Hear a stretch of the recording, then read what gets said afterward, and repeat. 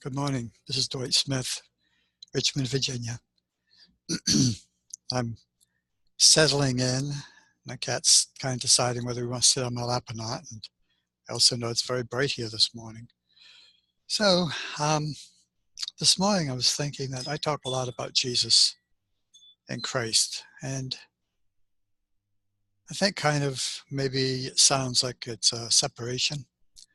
So this morning I want to talk about science of mind and Christ's letters, the law of life, the universal intelligence and how it works, and how we can empower ourselves as Jesus did. Jesus did it by knowing it.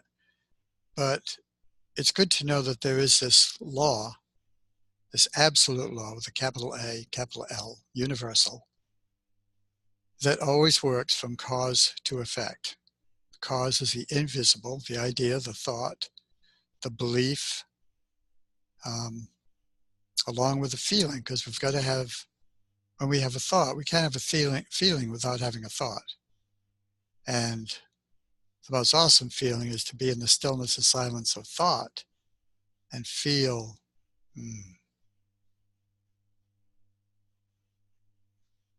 be in the stillness and silence of thought.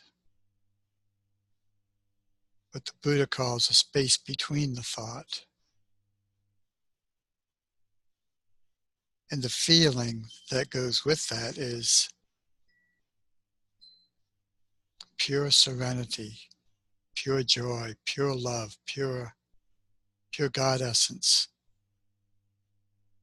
Because we've stripped away all the physical from the mind, from the intellect.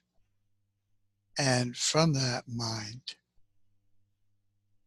we create what our feelings tell it to create. So in that stillness and silence is where Christ says, all life begins. That's the something before the cause. That's the something that the cause comes from. It is vibrant life. It is everything but no purpose. It's vibrating at the same level of energy because it is the same energy of everything that is in form. It's a place where Christ tells us we cannot go, and the place that I argued with, how dare you tell me there's somewhere that I cannot go? So after reading from the letters from 2006 many, many times, I realized this is the space he's talking about. Because once we go to that space, we have no purpose. Okay? So consciousness gives us our purpose. And we, as a human being, because we can think, tell that same consciousness what we want with our thoughts and feelings.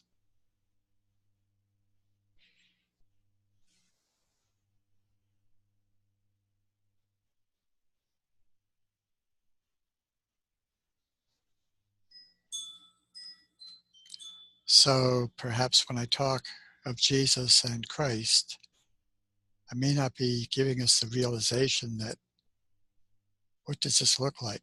What's my conscious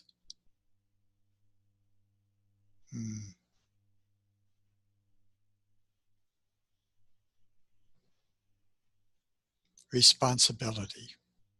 What's my conscious responsibility in order to live life? As again, Jesus shows us, but nothing that we cannot do ourselves. So I encourage these meditations to help me and perhaps you to know our responsibility. And our only responsibility is a thought we choose to think. That's it. In this now moment, what am I thinking? Not tomorrow, not 2 minutes from now, not yesterday. Right here, right now, what am I thinking? For me, it's usually nothing. And this is a blessing. My father tried cursing me by having a simple mind, by ridiculing me and so forth. But there was something in me that knew this is this is right, you know. So that's the place to start, is start from Dwight's perspective. Over the many, many years since age 10, I'm now 77, over these years that I've been practicing this, I can create more and more space between the thought. I can actually think and see and know the thought that I'm thinking, because there's only one. And if it's bombarded by another, there's only one. I don't allow space for more than one thought. Exceptions, of course. Sometimes things happen where there's the chaos of all these things need to be done right here, right now, and what do I do first? So I sort my thoughts. I look at them. I can take a millisecond, or it can take a day. I look at the thoughts and I prioritize them. And the way my Dwight works is, if I don't feel like doing that thought, I look at the one I most want to do, just so I can get some activity going. I'm inactive a lot. So, and for me, this is a good thing. So with this, what I came up with this morning, what I heard was, knowing that now my thought, so I begin with learning how to quiet and still my thought, so that I can select the thought or plant the thought, or even more importantly, listen to the Father's thought. The Father is always present. It is always peace. In that silence, I can ask any question of the Father, and the Father responds with answers, with upliftment, with encouragement, sometimes with a new direction, guidance. All these things are available all the time. All of its love, all of its peace, all of its presence. Within every cell of our body, we can do this.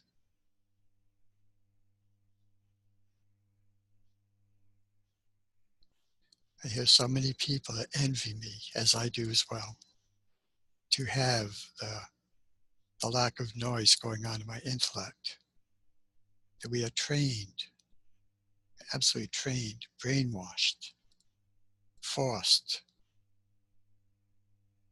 Brainwashed is the best idea, because we have no other choice. It creates our mindset I spoke a few weeks ago. And so it's so busy, we can't hear that still small voice within.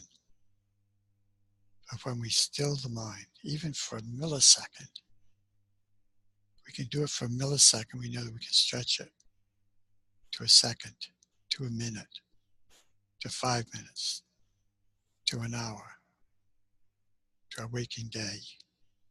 We can do it. The still mind is the powerful mind.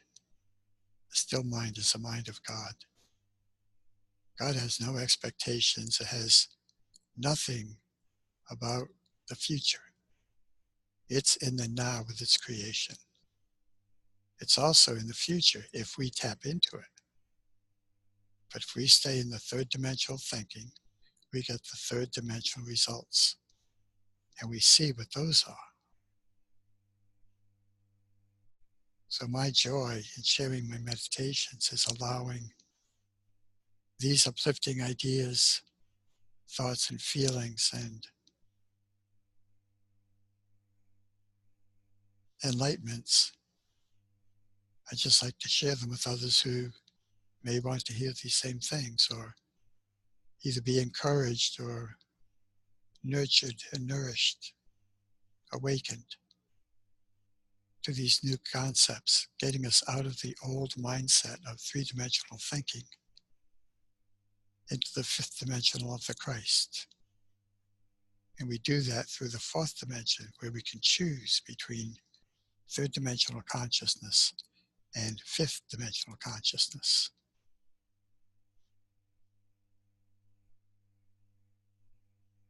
I will share where this wisdom comes from.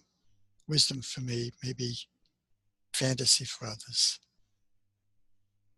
But a group of us went to Mount Shasta, California. And there we got in touch because of our leader, Catherine Lehman, who's an awesome leader. If you ever get the chance to go to a seminar or anything that Catherine is doing, I encourage you, take advantage of it. She really gets us into good places, and the prices for the quality we get are incredibly cheap, incredibly cheap. I know there are many that pay other higher prices, and they may get the same quality as Catherine, but she gets people with integrity. So anyway, Mount Shasta and the fifth dimension. Excuse me.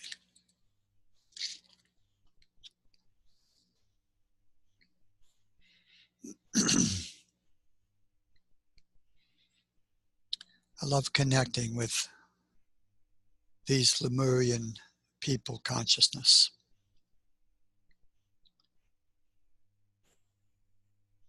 So what I believe and trust and know to the nth degree of my knowledge to be true, there is a civilization living beneath Mount Shasta.